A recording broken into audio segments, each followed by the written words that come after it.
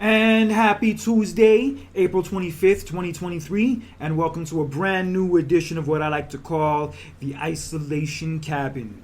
I'm your host, the vegan you believe in, Kurt Cadet, in the flesh as always. And here on the Isolation Cabin, I like to talk about the different forms isolation takes on, whether it's positive or negative, the effects it has on us, and what we can do to get a better handle on it so we can have a better quality of our lives in the future.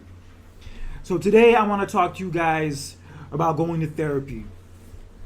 For too long there was this taboo associated with going to therapy that if you went to therapy, specifically if you're a man, that means that you're weak, you can't handle your feelings, you can't handle your own life, and that there has to be something wrong with you because you go to therapy. And as someone who's been studying this whole therapy thing over the years and someone who's actually gone to therapy themselves, I can tell you that nothing could be further from the truth. Because whether people want to believe it or not, going to therapy and asking for help, it's not a sign of weakness. It's a sign of strength. Because trust me, one of the hardest things for some people to do is simply just asking for help and simply talking about what's bothering them and admitting it. You'd be surprised how hard that is for some people. Some people are just very closed off. Some people are just very isolated to themselves. And some people just have like a obsession with being independent where they don't want to accept help from anybody and refuse it, even if that help will benefit them. Unfortunately, people get stuck in their own way and stuck in their own mentality that they're unwilling to give new things a chance. One of those new things being going to therapy.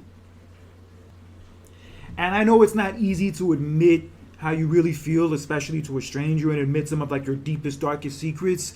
And I also know that it's not cheap for that matter. But if you can't afford it, and you know deep down there's a lot of things you need to get off your chest, then I highly suggest that you start going to it. Because all of us, we all go through things at one point or another in our lives.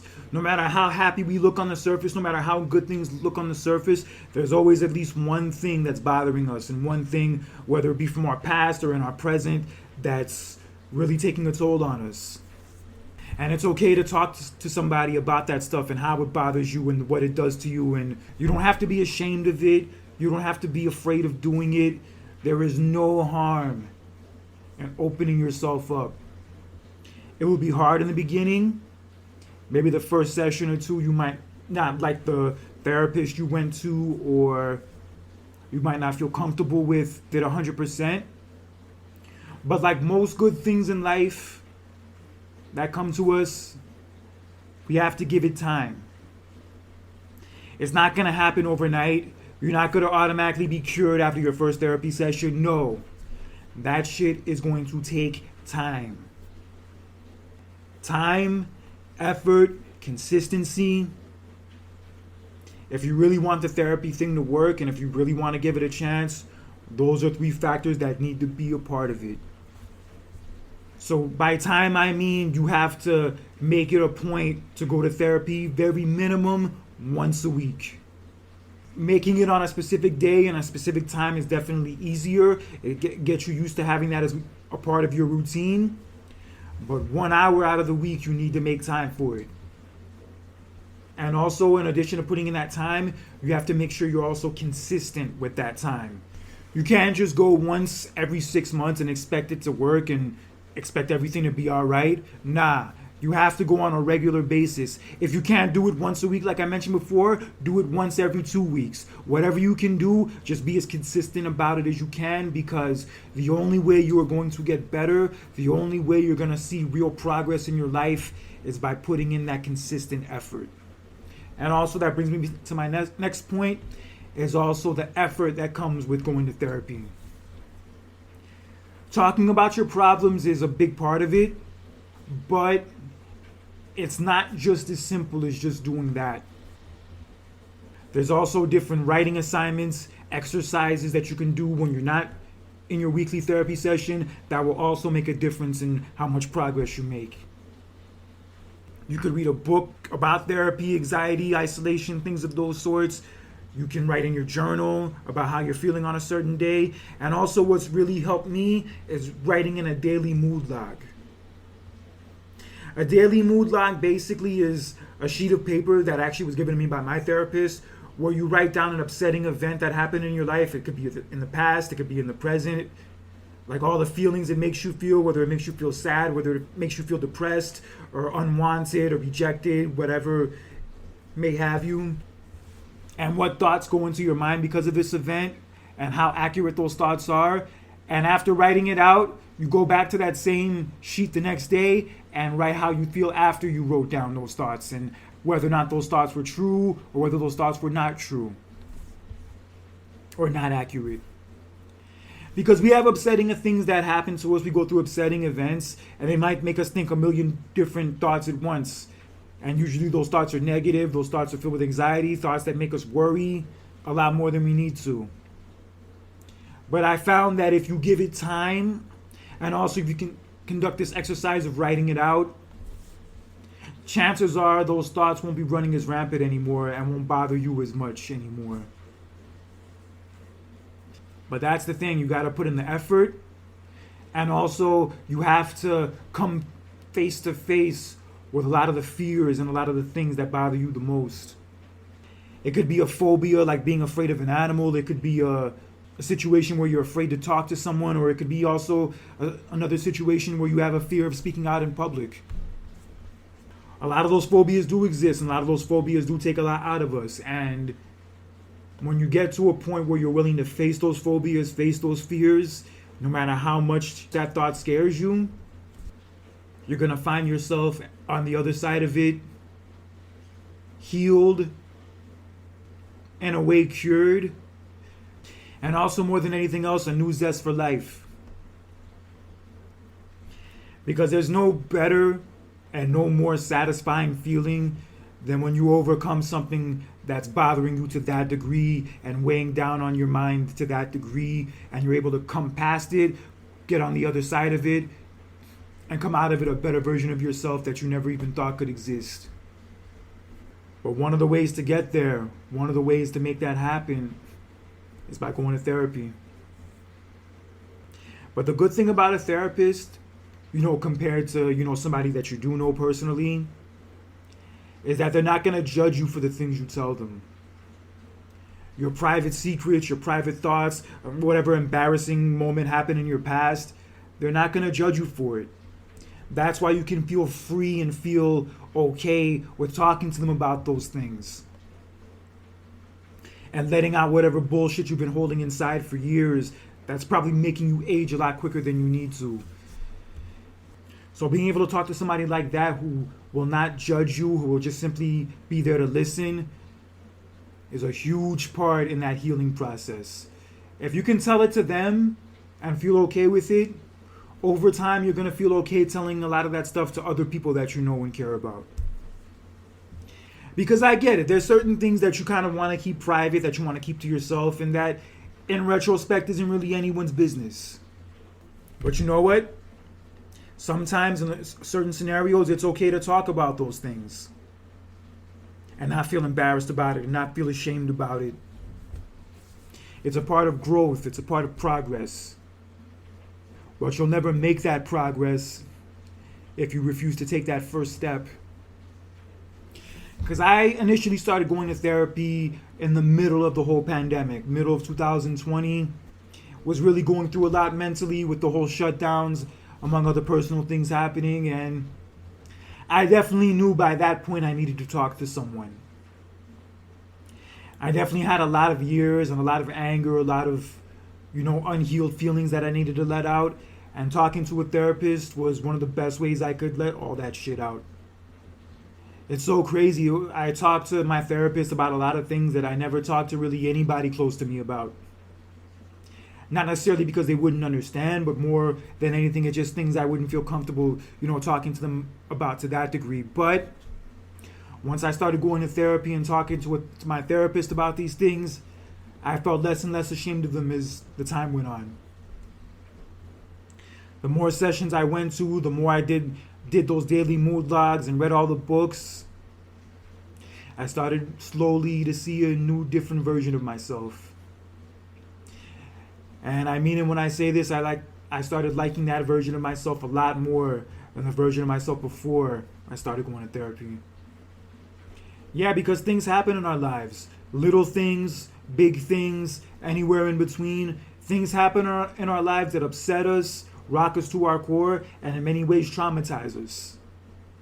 And it sucks when those things happen, and in many ways we don't have any control over them happening.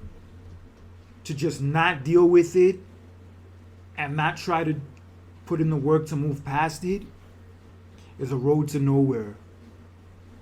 When you don't deal with your feelings, when you don't handle them in a mature way, or in this case, talk them out, then they're going to eat you alive until there's nothing left. You'll have no shot at a future that you even want. You'll have no shot at real happiness and peace if you don't deal with those things that weigh on you that heavily. And if you're in that position right now where you feel like you have a lot on your head, a lot on your mind, and that you need to let it out some way, somehow, then I suggest that you swallow your pride if that's what's getting in your way and start going to some therapy. A lot of jobs, if you have health insurance, they may offer therapy as a part of it. You could sign up from it there. You can also look up different therapists online with Google, download apps that'll help you find a therapist that suits you. One app I've definitely started using is Doctor on Demand. You sign up for that app. You could do it on any specific day and time you need to, as long as the therapist is available on that said day. And if you can afford it, even if it's only once every other week, I highly suggest to do so. Because honestly, more than anything else, as far as going to therapy, you have nothing to lose. Just talking to a random stranger about your problems, you have nothing to lose by doing that. They're not going to judge you. They're not going to criticize you. They're not going to make fun of you. All you have to do is just take that first step and let them know how you're feeling. And when you make that first step and make the second step after, the third step, fourth step, and so, you'll start to see the changes that you never thought could happen. You'll start to become a version of yourself that you never thought you could be. And you'll start to move past a lot of the drama, a lot of the conflict, trauma, and all the bullshit that's been weighing you down for years.